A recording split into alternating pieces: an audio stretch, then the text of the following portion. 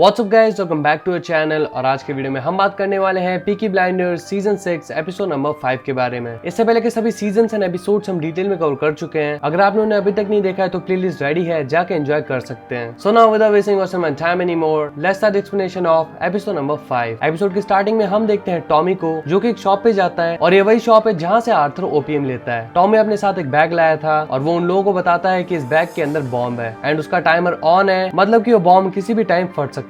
इससे वो लोग बहुत ही ज्यादा डर जाते हैं एंड यहाँ पे टॉमी उनसे कहता है कि मैंने तुम्हें मना किया है कि आर्थर को ओपीएम नहीं देना है, तो आखिर हर बार तुम उनसे क्यों ओपीएम सप्लाई करते हो। वो लोग बताते हैं कि उन्होंने आर्थर को ओपीएम देने से मना कर दिया, लेकिन आर्थर जबरदस्ती उनसे फाइट करके ओपीएम ले गया था। अब टॉमी उनसे कहता है कि अगर तुम जिंदा रहना चाहते हो तो अब से तुम्हें ओपीएम बेचना बंद करना पड़ेगा। एंड हाँ गाइस, ये लोग इलीगल तरीके से ओपीएम बेचते हैं। वो लोग इसके लिए मान जाते हैं और टॉमी उनसे एक कॉन्ट्रैक्ट पे भी साइन करवा लेता है, लेकिन अभी भी वो लोग बहुत ही ज्यादा डरे हुए होते हैं क्योंकि बॉम्ब कभी भी फट सकता है। लेकिन उस आदमी की वाइफ अपनी खुद की लैंग्वेज में बोलती है कि ये बॉम्ब असली नहीं है। फिर टॉमी वहां से निकल जाता है और वो दोनों भी टॉमी को जाते हुए देख रहे थे। जाते हुए टॉमी उस बैग को नदी में फेंक देता है एंड यहाँ पे एक बहुत ही बड़ा ब्लास्ट होता है, यानी कि सच में इस बैग में बॉम्ब था। और ये देख के उन दोनों के होश उड़ जाते हैं। अब टॉमी अपने ऑफिसर के पास जाता है और कहता है कि अगर इन लोगों ने वापस से ओपीएम बेचा तो तुम इनकी शॉप को डिमोलिश कर देना। इसके बाद हम देखते हैं कि टॉमी ने एक फैमिली मीटिंग रखवाई होती है और यहाँ पे वो इंट्रोड्यूस करता है ड्यूक को। जी हाँ, उसका रिसेंटली मिला हुआ बेटा। वो सभी को बताता है कि मैं जब फ्रांस में था तब एक लेडी के साथ मैं रिलेशनशिप में आ गया था और इसी दौरान ये पैदा हो गया। अब इसकी मॉम तो मर चुकी है एंड मुझे ये कल ही मिला है। और ये सब सुन के सभी का मुंह देखने लायक था। वह लिजी को इस चीज से बिल्कुल भी अच्छा नहीं लग रहा था क्योंकि रिसेंटली उनकी बेटी की डेथ हुई है और टॉमी एक और बेटा लेके आ गया। यहाँ पे हम देखते हैं कि फिन की भी शादी हो चुकी है एंड आर्थर ड्यूक के साथ मस्ती मजाक करना चालू कर देता है। टॉमी आर्थर से कहता है कि ड्यूक को पीकी ब्लाइंडर्स में शामिल होने के लिए खुद को साबित करना पड़ेगा एंड इसी के साथ साथ वो सभी को ये भी बताता है कि आर्थर अब नया इंचार्ज है। इसके बाद हम देखते हैं कि आर्थर और ड्यूक साथ में जा रहे होते हैं और यहाँ पे आर्थर ड्यूक को ताने मारने लगता है। वो कहता है कि ना तो तुम ड्रिंक करते हो, ना तुम लड़ाई कर सकते हो, ना तुम गन चला सकते हो, ना तुम पढ़ सकते हो, तो आखिर तुम कर क्या सकते हो। ड्यूक कहता है कि मैं टाइम बता सकता हूँ। इस पे आर्थर उसका मजाक उड़ाने लगता है और कहता है कि क्या हम तुम्हें बस टाइम बताने के लिए अपने साथ रखें। इतने में ड्यूक आर्थर से टाइम पूछ लेता है और आर्थर अपनी वॉच ढूंढने लग जाता है। फिर ड्यूक रिप्लाई देता है कि देखो मैं आपका ये टाइम बचा सकता हूँ। ये सुन के आर्थर उससे काफी ज्यादा इंप्रेस हो जाता है एंड उन दोनों के बीच की बॉन्डिंग भी काफी अच्छी बन रही थी। इसके बाद हम देखते हैं कि टॉमी चर्च जाता है और यहाँ पे उससे मिलती है लिंडा। एक्चुअली लिंडा ने एक फाउंडेशन खोला है एंड टॉमी कहता है कि मैं तुम्हारे फाउंडेशन में 10,000 यूरो डोनेट करना चाहता हूँ, लेकिन बदले में टॉमी चाहता है कि वो वापस से आर्थर के पास आ जाए क्योंकि आर्थर बहुत ही ज्यादा टूटता जा रहा है और उसकी नशे की लत को छुड़ाने का शायद यही तरीका है। लिंडा के जाने के बाद से आर्थर बहुत ही ज्यादा परेशान हो चुका है एंड टॉमी लिंडा से वापस से आर्थर के साथ रहने के लिए कहता है। लिंडा कहती है कि तुम्हारे कहने पे मैं आर्थर के साथ तो रह लूंगी but not as a wife, मतलब कि वो आर्थर को सपोर्ट करेगी, उसे एनकरेज करेगी, मोटिवेट करेगी, उसका ध्यान रखेगी, लेकिन वो सारे काम नहीं करेगी जो एक वाइफ करती है। और टॉमी इस बात के लिए मान जाता है। इसके बाद हम देखते हैं कि टॉमी लिवरपूल आया होता है और यहाँ पे वो उस आदमी को थैंक यू कहता है जिसने कि आर्थर को मोटिवेट किया था। जी हाँ गाइस, ये वही आदमी है जिसको आर्थर मारने के लिए आया था, लेकिन इस आदमी ने मोटिवेशन देनी चालू कर दी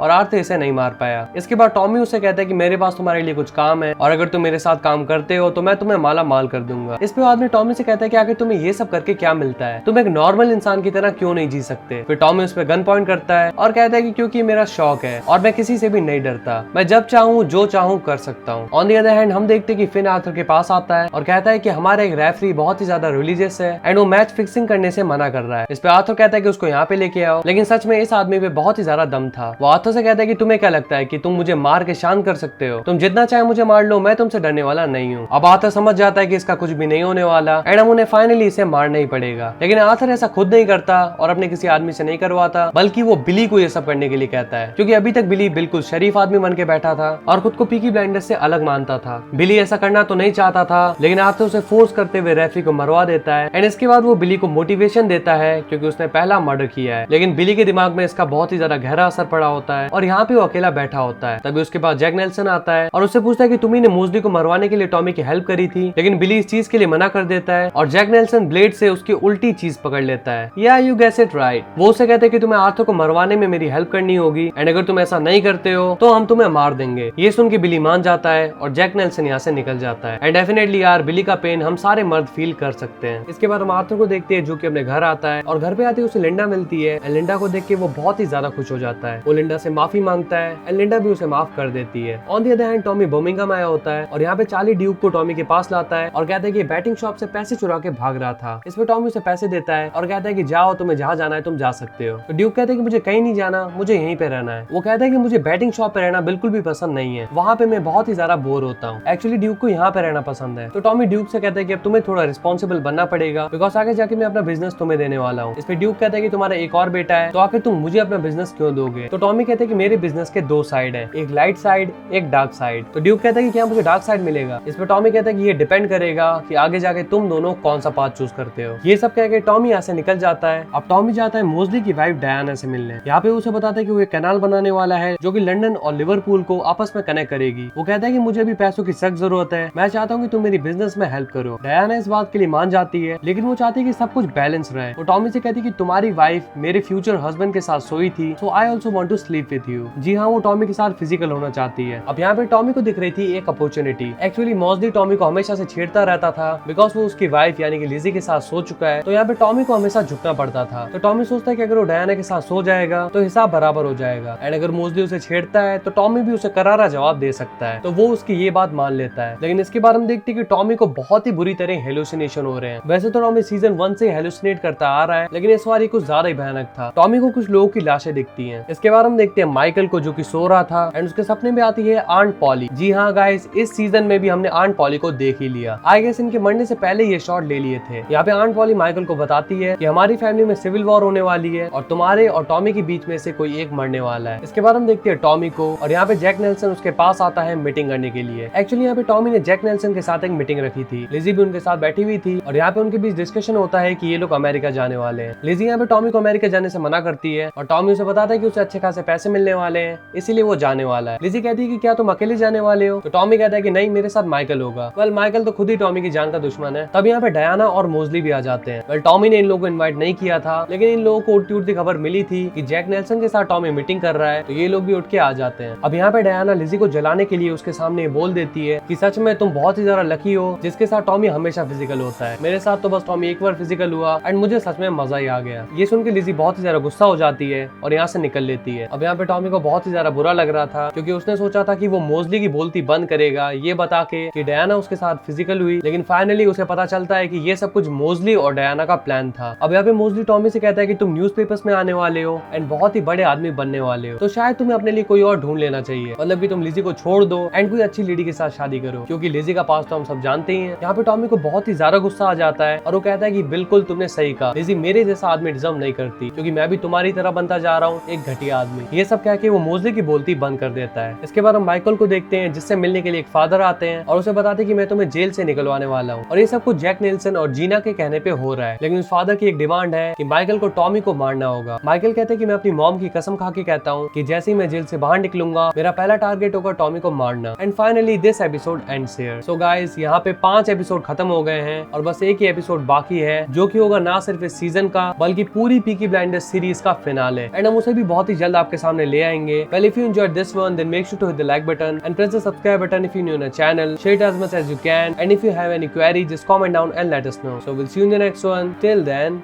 peace up.